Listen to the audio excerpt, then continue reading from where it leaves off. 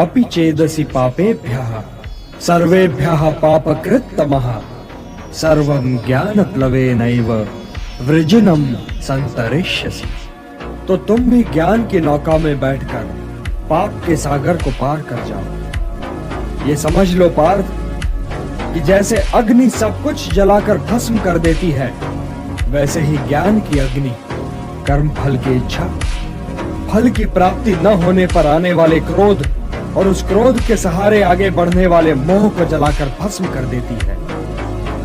हे पार्थ, इस मंत्र को सदैव याद रखो कि संसार में ज्ञान के समान पवित्र करने वाली न ही कोई वस्तु है और न ही कोई तत्व। ज्ञान ही सर्वोत्तम है। चंचल मन को मनमानी न करने दो पार्थ, उसे रोको और उसे अपने आत्मा का अधीन बनाओ। तुम्हारी उलझनों का यही उपचार है। मेरी ओर देखो पार्थ, मेरी ओर देखो। जिसे हर दिशा और हर वस्तु में केवल मैं ही दिखाई दूं, वो तो कभी भटक ही नहीं सकता।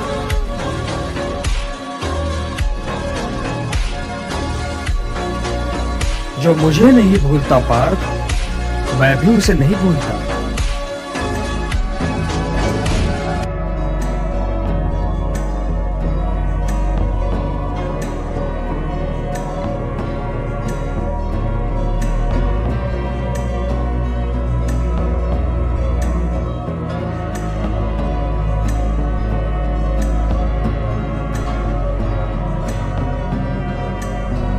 इसलिए सोचना हो तो केवल मेरे विषय में सोचो, पूजना हो तो केवल मुझे पूजो,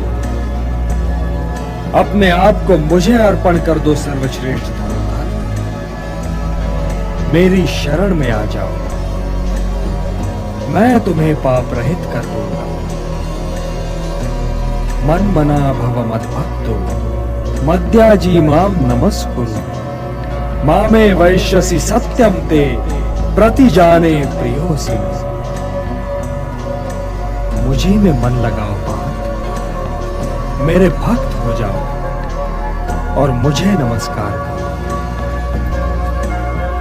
यदि तुम ऐसा करोगे तो मैं प्रतिज्ञा करता हूं कि तुम संपूर्ण रूप से मुझे प्राप्त कर लोगे।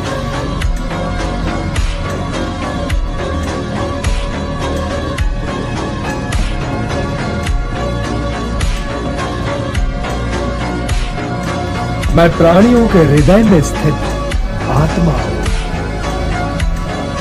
हे गुणाकेश, मैं ही आरंभ भी हूं, मध्य भी और अंतिम का अंतिम छोर भी। मैं आदित्यों में विष्णु, मरुतों में मरीचि, ज्योतियों में सूर्य और नक्षत्रों में चंद्र।